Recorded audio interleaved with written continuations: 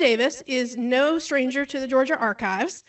He is a widely respected historian, genealogist, and records researcher whose work has had a lasting impact on the study of Georgia's history. He's a retired senior professor of history and has published more than 2,000 works. He's been very busy. And he is especially known for his research on the American Revolution in Georgia, including subjects like Kettle Creek, Loyalists, and Austin Dabney, who we're about to learn about. His career has also included major efforts to preserve and expand access to historical records, including some important contributions to us here at the Georgia Archives. Everyone, please help me in welcoming Bob Davis back to the Georgia Archives. Thank you, everyone. Okay. Here we go. Once there was a boy who went off to war to fight for his country, his family, and his home in a war for liberty. His name was Austin Dabney, and he was African American. He fought bravely in many battles. Then a story about him was published in 1849. Today, he is celebrated. But for most of his life, in fact, for his entire life, his story was ignored. And for most of the last 250 years, his story has been ignored, as has been the story of African Americans in the American Revolution. The 1849 story has Dabney as the son of the illegitimate daughter of a white planter in Virginia. She has her son in North Carolina and gives the son to Richard Aycock, a white, I wouldn't call him a planter. We'll talk more about him in a moment. An interesting, colorful character. A family story, however, has it that Dabney was actually Aycock's son, which likely means he was born free circa 1762 as a child of a free black mother. Aycock had a mixed race family in Johnson County, North Carolina in 1761. That was before Dabney was born. Aycock moved his family to Georgia in 1773. The colony had a population of 18,000 white and 15,000 black people. Almost all the African Americans were enslaved. At the time of the American Revolution, Georgia had as many slaves as New York. Of course, New York had a much larger population. Nonetheless, Georgia was critical to the British Empire because the enslaved workers in Georgia produced the rice and beef that fed the enslaved people of the Caribbean. Most black labor in Georgia worked on large coastal plantations, rice plantations, where they were treated worse than animals. Their work, however, fed the enslaved on the highly profitable British sugar islands of the Caribbean, where most of the enslaved people were treated worse than animals. Other enslaved Georgians lived on small farms, most with a black family and a white family living and working together. Now, much more can be said about this, but I always liked Emily Burke's wonderful quote about visiting a family from North Georgia. It was a black and white family that lived together working the same farm. And when it came lunchtime, they all grabbed a spoon and ate hominy from the same pot on the floor. And of course, in this situation, you're dealing with a white family that owns a black family in the same household. The black family came to be the property of the white family, usually by an inheritance or an estate sale or something of that sort. But quite often, actually, the black family and the white family were related by blood. And so working together on the same farm. Austin Dabney belonged to such a family, the family of Richard Aycock. Richard Aycock was a cloth merchant and trader. He moved his black and white household to Georgia's ceded lands, what is today Wilkes and surrounding counties. Aycock claimed once Aycock took his free black family, which included his wife and his mother-in-law, and presumably his children, which presumably included Austin Dabney. Once they crossed the North Carolina state line, it didn't matter if they were born free or not, he could claim them as slaves. once he left the colony of North Carolina. And that's apparently exactly what he did. And he not only claimed them as slaves, but he used them as collateral for loans to pay for moving to Georgia. Talk about making your contribution to the family. Black members of Aycock's household were seized by his creditors, but later released, likely after he borrowed more money to pay his debts. During the American Revolution, Richard Aycock was tasked with seizing the property of his neighbors who supported the British. The story of Dabney has Aycock as having nightmares of being killed by the people he was persecuting for the American cause. In the story, Aycock then announces that Austin Dabney is not actually a slave. He's free because his mother was free, which is not exactly the truth. It's more complicated than that. Austin Dabney is whatever Richard Aycock wants him to be. And be careful always in this with the word free. Free simply means that you're free from bondage, which means you can't be bought and sold under most circumstances. It's not free as you and I understand the word free.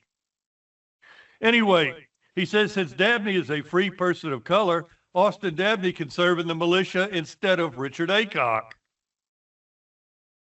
We don't know how Austin Dabney really felt about that. Now, understand that the American Revolution, this is a fact that too often we forget. The American Revolution was a very deadly war. You could die from wounds, you could die from sickness, you could be starved, and it was so much worse or better depending on how you looked at it if you were African American. If you were captured an African American, you might be hanged as a runaway slave. On the other hand, you might be sold into slavery even though you joined the American Army or the British Army as a free person. But Georgia, the problem with Aycock's idea, though, was that Georgia only allowed free black men to serve in its forces. Slaves could not join the militia or carry guns, but that's exactly what Austin Dabney is doing.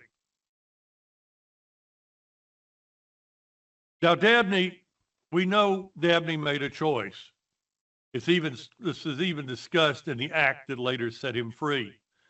Dabney could have joined the British, as thousands of other African Americans did, in hopes of gaining freedom.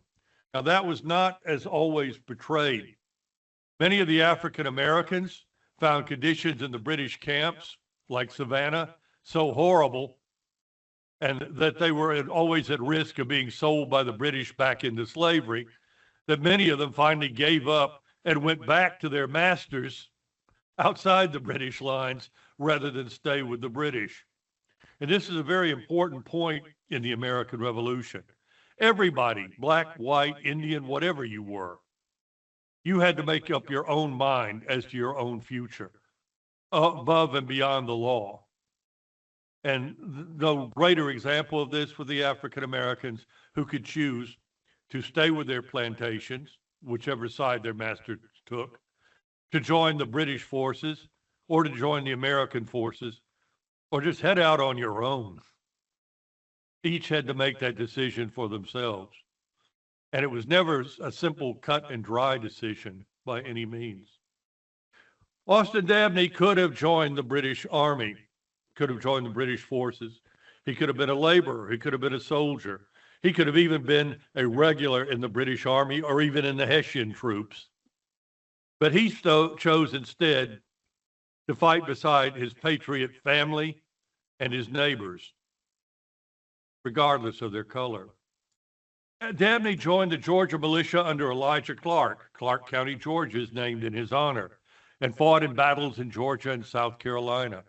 Now, Elijah Clark's a fascinating character.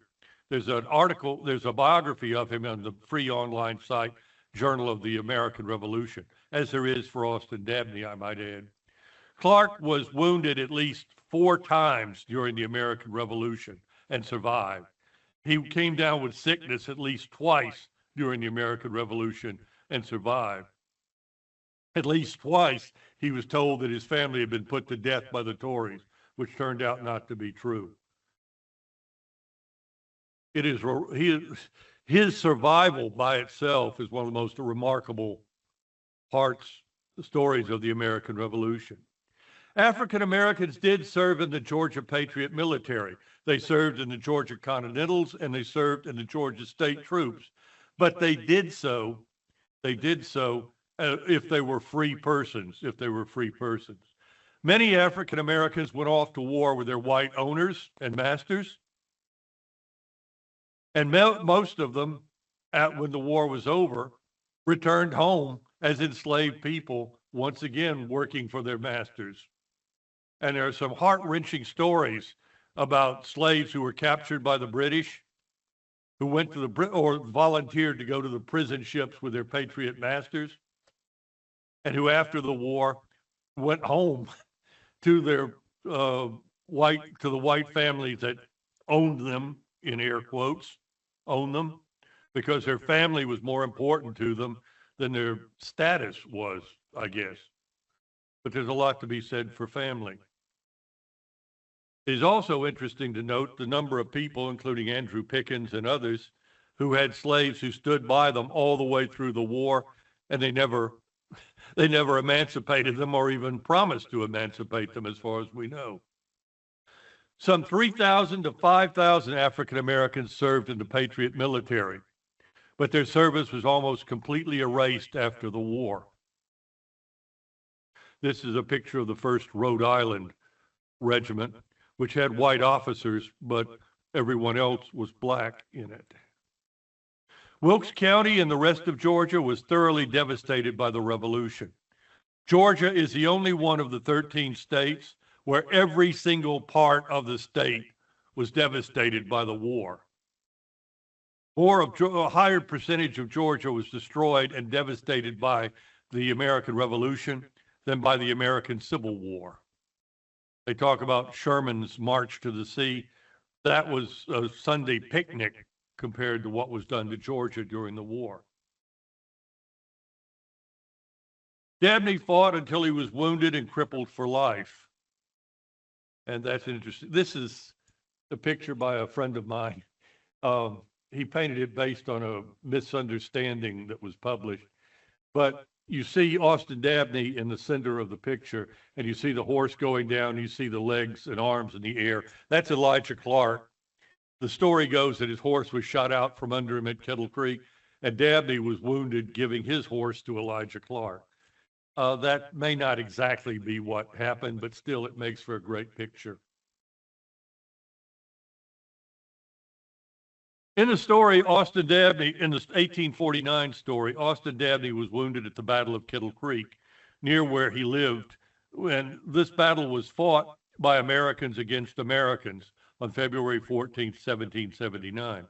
Now, you don't see any black faces in this picture, which is one of the many things wrong with this picture.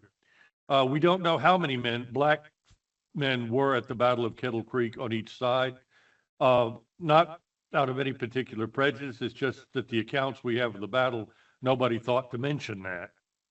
But as I say, many of these men went to battle with their slaves, and surely some of the slaves picked up a musket.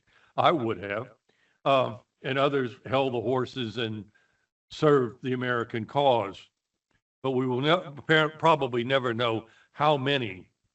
And of course, it's not impossible that Austin Dabney was at Kettle Creek, just not wounded there. Elijah Clark, however, swore that Dabney was wounded at Augusta on May 23rd, 1782. Actually, that would be 1781.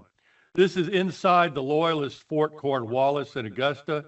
You see all these bodies lying out on the ground above the fort there. Those are Americans who are killed and wounded, one of whom would be Austin Dabney, trying to storm Fort Cornwallis.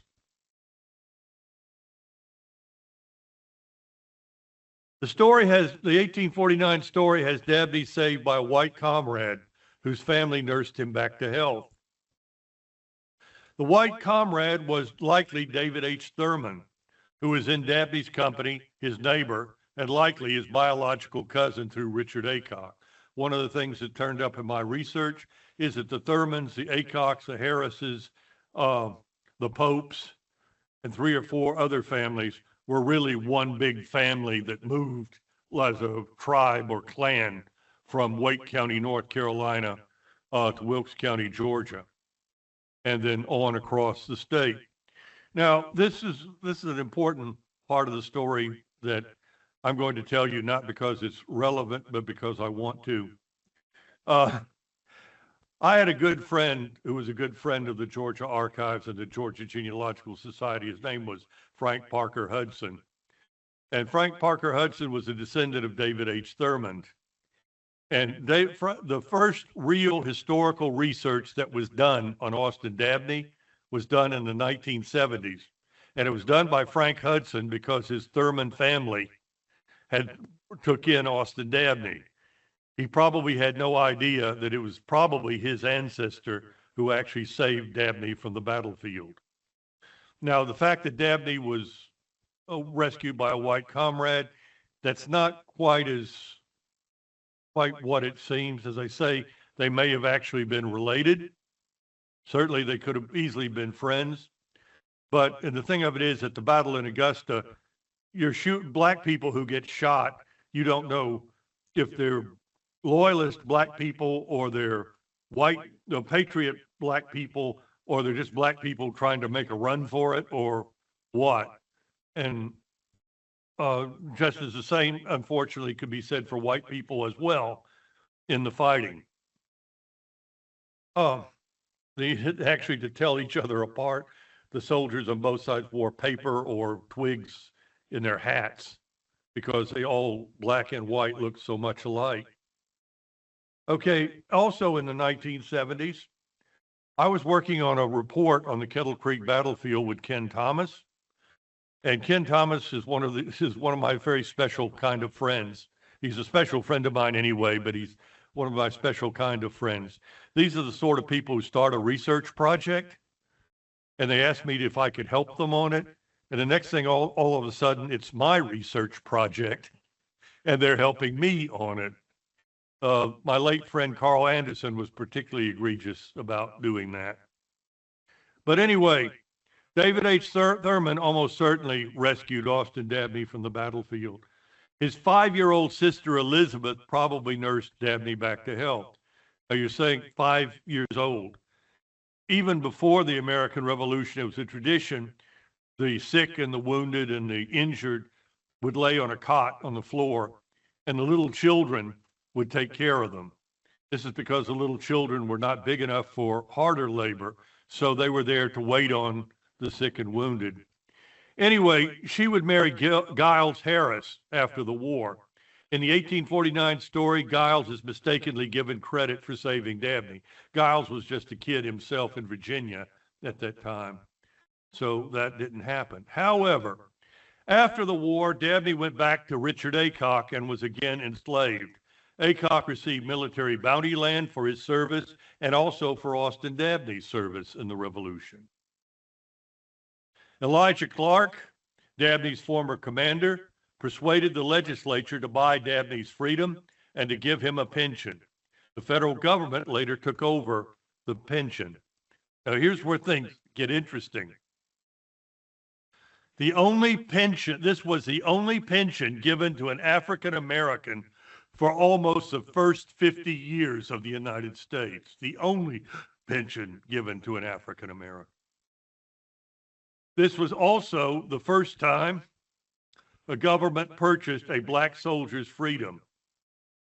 Yet these facts were suppressed. None of this ever appeared in print. In fact, the fact that it was the only pension for the first 50 years was not published until I did, and published it in the 1980s. Now you're saying, is this just another story where we pick out a woman who did something exceptional, or a black person who did something exceptional, or a gay person who did something exceptional, and we try to make something more out of it than it was? No, it isn't. That's not the point to the story at all. Austin Dabney had 3,000 to 5,000 comrades.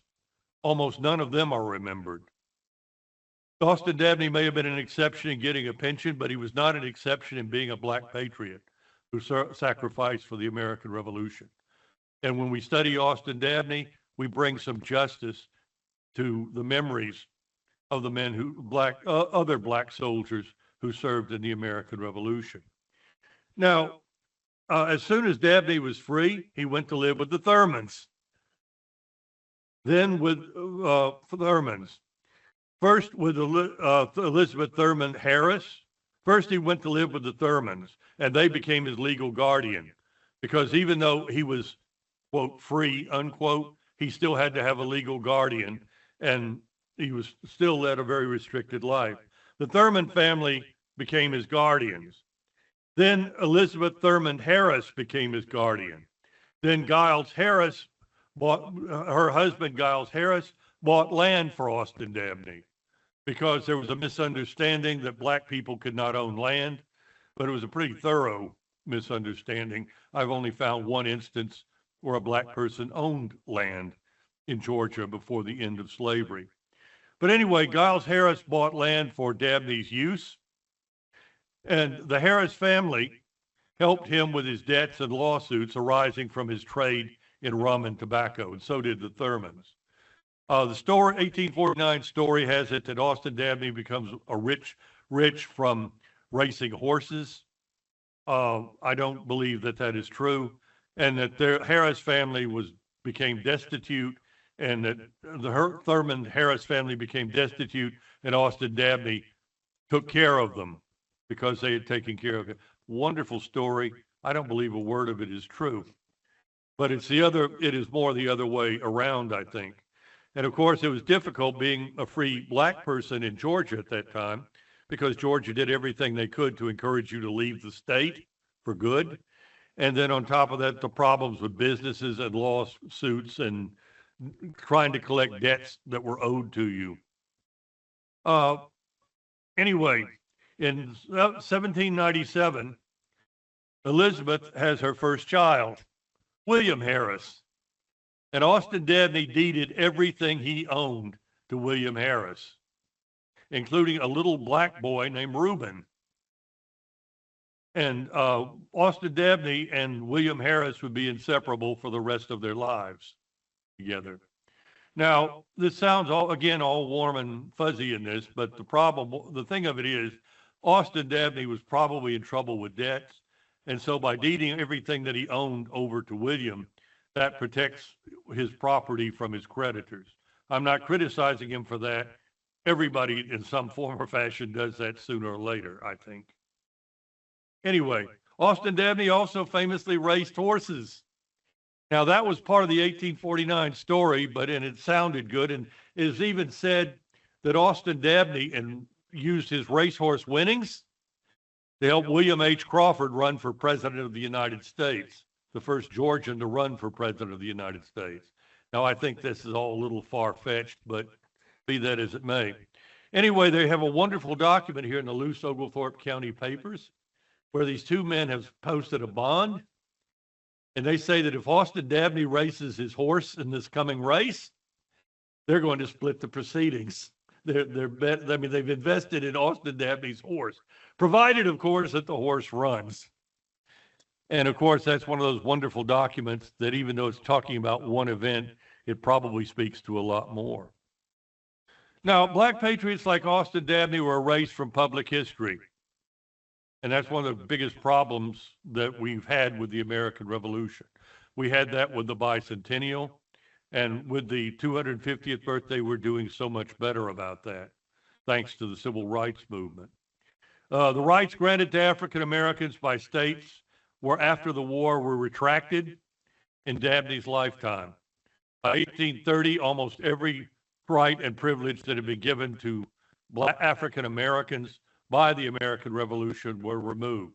In North Carolina, for example, black Americans could vote up until 1830 when the legislature removed that. New Jersey, it happened all over.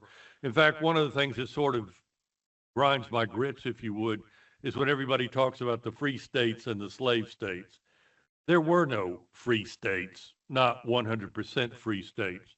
Even the so-called free states in the North had exceptions that allowed for slavery to continue. And in those states, like in the so-called non-slave states, really slavery doesn't officially come to an end until 1868 in all of its forms. And of course, some people would argue not until 1964, but moving right along. And Austin Dabney had to have a legal guardian, as we explained, including the Thurman family, then Giles Harris, and finally William Harris, Giles and Elizabeth's son. The 1849 story goes that Dabney sacrificed to send, lived the war, the poorest clothes, starved, did without, so he could save his pension money to send William Harris to the University of Georgia. And that's such a wonderful story, and it's not true. Well, I don't know about the sacrifice part, but I do know about the University of Georgia. William Harris almost certainly never attended the University of Georgia. However, the man who wrote the story was Governor George R. Gilmer. He was on the board of the trustees of the University of Georgia. He was telling this story to the faculty and students of the University of Georgia. So, of course, he's got to plug the University of Georgia in the story somehow. You go, you hairy dogs. Moving right along. That same story tells us that Austin Dabney was respected and respected by prominent white men and was respectful to them. One of the most famous stories was he's in Savannah when to collect his pension from the federal government, and Governor James Jackson runs out of his house, runs up to Dabney, welcomes him to Savannah, and brings his old comrade home to stay with him in the governor's mansion. Well, the story may be true, but Jackson was not governor at that time, and his home was not the governor's mansion. But still, Dabney was riding with a white friend, Wiley Pope, who was probably his cousin. And Wiley Pope would tell people about how that night Austin Dabney slept in the governor's mansion, and I slept in a common tavern. But this is James Jackson, and Jackson and Dabney would have fought side by side together in the American Revolution. Harris did read law under, William Harris did read law under Stephen Upson, and in the story, he reads law under Stephen Upson because Austin Dabney pulled some strings. Stephen Upson was the most prominent attorney in Georgia. Stephen Upson was a powerful member of the state legislature. And Stephen Upson goes to the legislature and he gets a bill passed that gives Austin Dabney lifetime occupancy of a fractional land lot in Georgia, in Newton County. This will provide, Dabney can then rent the land lot out to some farmer, and he gets that extra money from the rent to help support himself and William Harris. But anyway, the actual reading of the legislation in 1824 and the minutes of the legislature is fascinating on that. It was controversial. They actually had a secret, they closed the doors and had a secret session of the legislature to discuss this. And we don't know what went on behind closed doors, but apparently somebody objected that this was being done for a black soldier, but was not being done for white soldiers.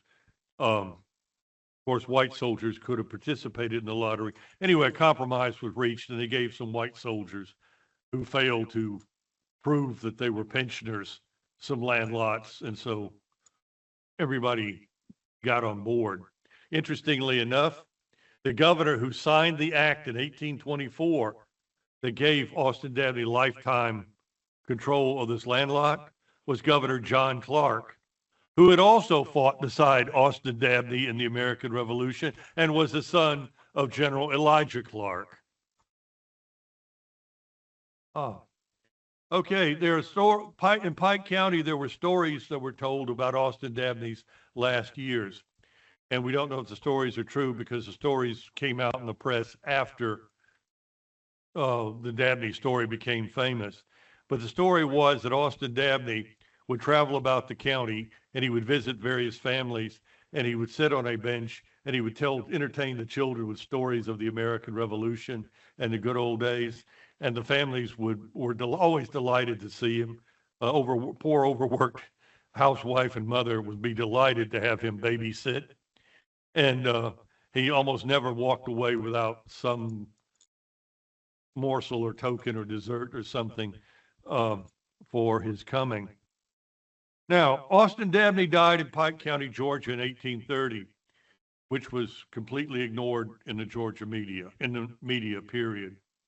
His guardian, William Harris, was buried beside him in 1838. No one today knows who is buried in which grave, which I think is kind of wonderful. And some people said, couldn't we do some DNA tests? Which my response is, why? Okay, anyway, before he died, William Harris named his son Austin Dabney Harris, and he becomes a prominent Baptist minister in Louisiana. All right, now let's get back to that 1849 story, for which Austin Dabney would probably be almost completely forgotten, if not for that story. In 1849, former Georgia Governor George Rockingham Gilmer anonymously published the story of Austin Dabney. He had also read law under Stephen Upson, and he may have actually known Dabney. Surely he knew William Harris. They were all part of the Oglethorpe County Bar, which in its day was the most prominent group of lawyers in the state of Georgia. Now this is the Callaway Plantation near Washington, Georgia. If you're in Washington, Georgia, do stop by and visit it. It's an amazing place. This is George Gilmer's house, which was moved to the property to save it. Gilmer changed details of the Dabney story, likely because he wanted to make a point. As governor, Gilmer had seen terrible things done to enslaved people, almost unmentionable things done to enslaved people. He argues in his parable about Austin Dabney that people should respect each other as individuals, that family and love can trump race. Now, this was George Gilmer's friend to me, Georgia's first Chief Justice of the state Supreme Court, William Henry Lumpkin.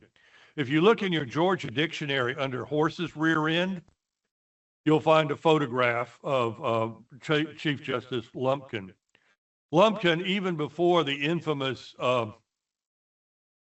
Dred Scott decision, ruled that all black people are under the law enslaved. The only difference is whether you're enslaved to a private individual or you're enslaved under the law to the state. Now, I'm not saying that the distinguished jurist was wrong on that. I'm just saying it is wrong. But be that as it may. And just before Gilmer sat down and wrote this story, in a very bizarre case you can read about here at the Georgia Archives, there was a case of the Nunes family.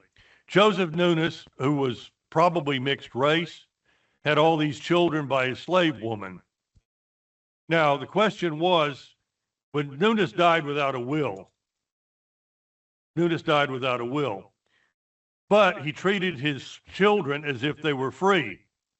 So the question is this: was Nunes' children his heirs, his property, or both?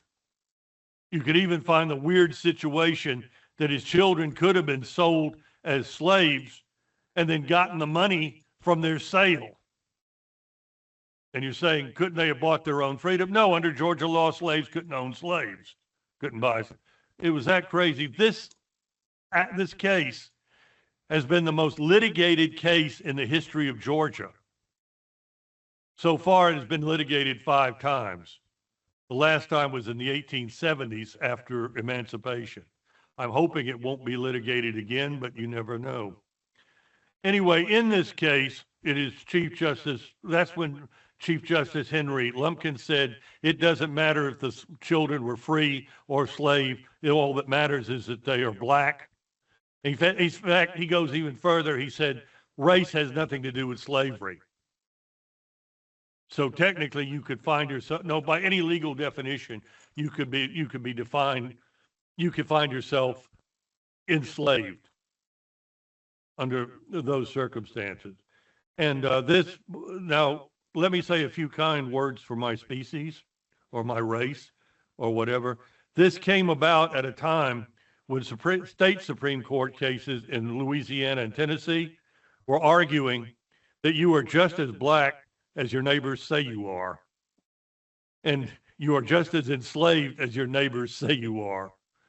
And so this was slavery fighting back, if you would. All right, after Gilmer published the Dabney story for the last time in 1854, it was almost never seen in print again until 1896. This was a story that was just too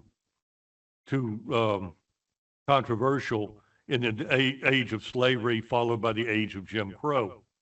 All right, Joel Chandler Harris. He's famed for saving Black plantation culture through his wonderful Uncle Remus stories. Included the story of Austin Dabney in a Georgia history book for young readers in 1896. Now, this is the Wren's Nest in Atlanta, and do go by there if you get a chance. It is a wonderful place to visit, and they put on quite a show there during their tours. And he wrote the Austin Dabney story on the front porch, which was his ad hoc office. But do see the Wren's Nest. It's wonderful. All right. Harris published the story during the first Black Renaissance, but the story has been reprinted hundreds of times since then.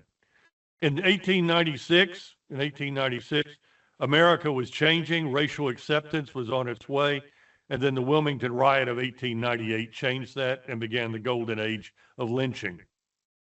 But after Harris's stories were so loved, the story of Austin Dabney would not be forgotten.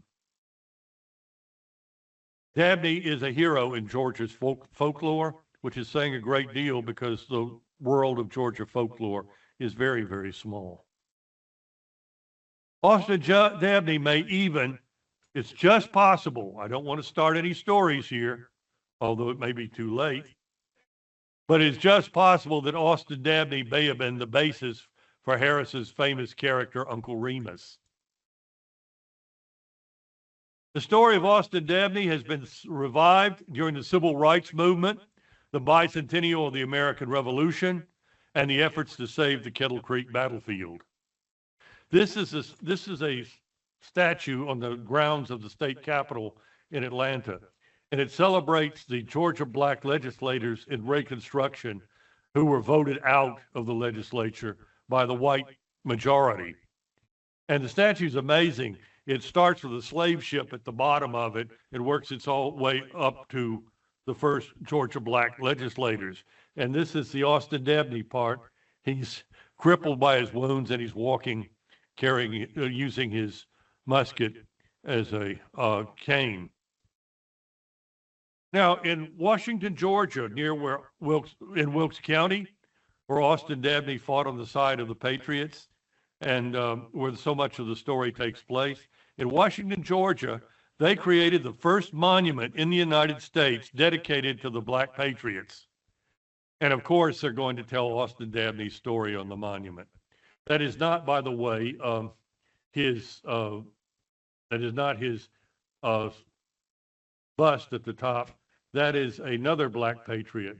The man who designed the monument said he wasn't going to make a pretend likeness of Austin Dabney because he said it's a lie in representing someone's soul with an image that isn't theirs. Beautiful sentiment, I thought. Anyway, when you're in Washington, Georgia, and you're done with the Callaway Plantation and visiting Kettle Creek Battlefield, be sure to see the monument. Be sure to see the monument. And by the way, the same time this monument was dedicated, President Barack Obama, the second Black president of the United States, announced that at the dedication of the Wounded American Veterans Monument in Washington, he announced that the first hurdle had been passed on a Black Patriots Monument in Washington. And at the same moment, my article came out in Prologue magazine on Austin Dabney. So, well, I mean, none of that was coordinated. It was just an odd coincidence, if you would. Thus, a Georgia story of family, heroism, love, and respect triumphed over injustice, racism, and silence. Okay, this was me giving the story of Austin Dabney at the dedication of the monument.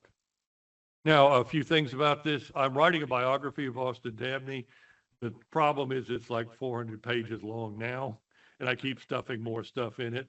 and I can't get around to polishing up the last chapters. Also, the August issue of the Georgia Historical Quarterly will have an article by me, my 10th, on Austin Dabney, as it goes. And through the Georgia Humanities Council, I give a talk on Austin Dabney, and I also give a talk on Austin Dabney and other Black Georgians in the American Revolution. I'd be happy to take some of your questions.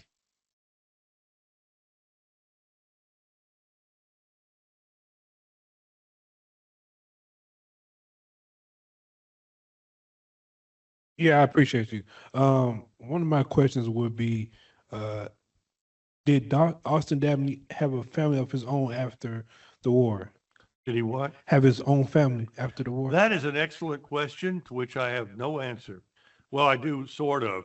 I tracked Reuben as long as I could, and Reuben disappears before the 1850 census, and he probably died.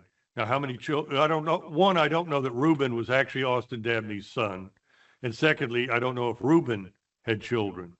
There was a Dabney family, a Black Dabney family, very prominent in Newton County, Georgia after the Revolution, and they possibly could have been Dabney's descendants or not. Unfortunately, we have no DNA of Austin Dabney, or he didn't leave us a hairbrush or a toothbrush or something, but we don't have any DNA of Austin Dabney to compare it with. It might be interesting, though, Richard Aycock has plenty of descendants. Maybe we could take some DNA from them and see who turns up in the family tree.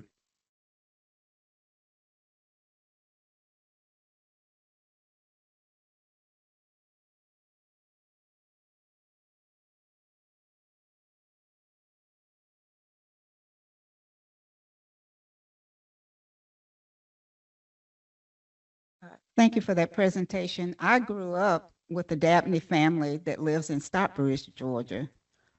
So I'm thinking that they may be related to this fellow. I'm going to do further research on that. Well, that could well be. That could well be, and I hope you are successful in it. The problem with it is Dabney is an old Virginia name.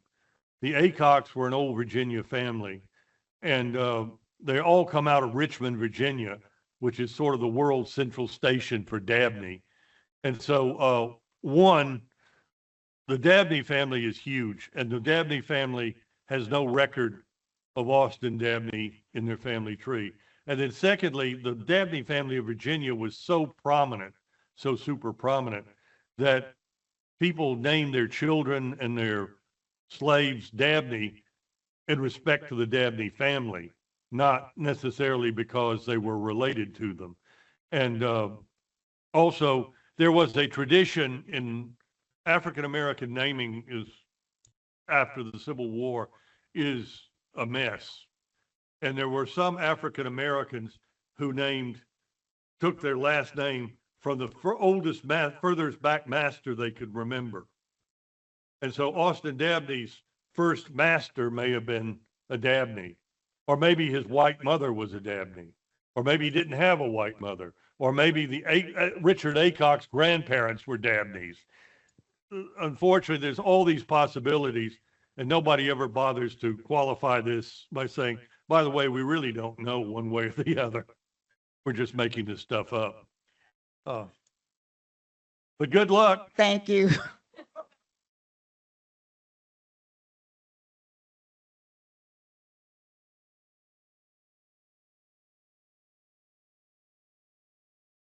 This may be a similar question to the Dabneys, but I was going to ask about the Harrises and if Joel Chandler Harris was related to the William Harrison family. Thank you so much for that question. I was hoping somebody would ask. No. Joel Chandler Harrises are no relation to the Harrises of Wilkes County, who become the Harrises of Pike and Newton County. However, Joel Chandler Harris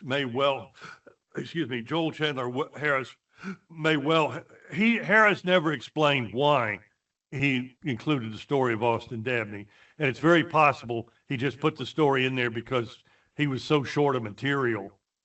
to stick it in there. I can sympathize with that. I've been there myself.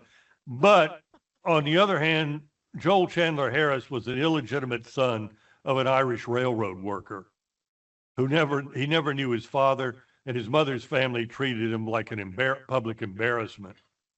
And so on the story in Gilmer, which Harris had no way of knowing if it's true or not, the son of an illegitimate daughter of a white planter and given away at birth to Richard Aycock, Joel Chandler Harris could certainly sympathize with that. And Stephen Upson came from a similar background to that too. And what I'm trying to say is, I think some of these people, you can't use psychoanalysis in historical research, but you have to wonder in some of this, if some of these people like Elijah Clark and George Gilmer and Joel Chandler Harris and such, Stephen Upson, if what they're doing is they're trying to get justice for themselves by getting justice for someone else. I want to believe that, whether it's true or not. Yes, sir.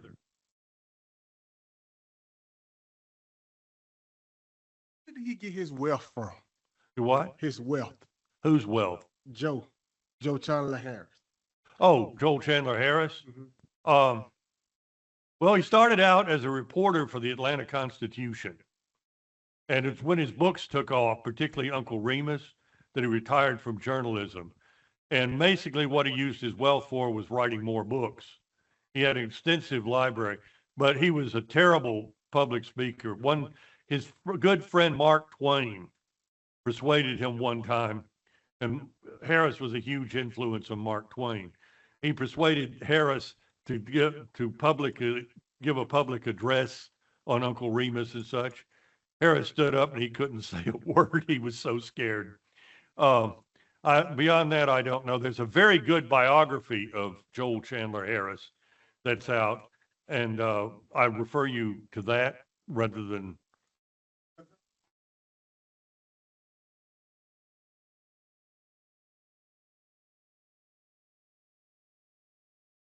His wealth, well, he was always struggling, at least until he succeeded with his books. He was always struggling, and I think his wealth, I think he was a self-made man. He was a printer, and this is where the stuff about Uncle Remus comes from. He was a printer's apprentice in Pike County, Georgia, under just about the best person anybody could ever have for a boss, a man named Turner. This is all in the book there. And it's there Joel Chandler Harris learned how to write. He learned the newspaper business. He learned all these good things. It's a classic case of somebody gives a young person with talent a break, and the young person becomes all the things. Because Turner was a great writer and a much respected man in his day too. But as they say, Harris made his money from writing. He certainly didn't make it from his mother's family, who would have just as soon he disappeared through no fault of his own. But anyway, like I say, be sure to see The Wren's Nest. It's a lot of fun, and Joel Chandler Harris was a lot of fun. And as I say, that biography of his lays out all of this in great detail. Except about Austin Dabney. It doesn't say a word about him. Anybody else have any questions? No? Okay.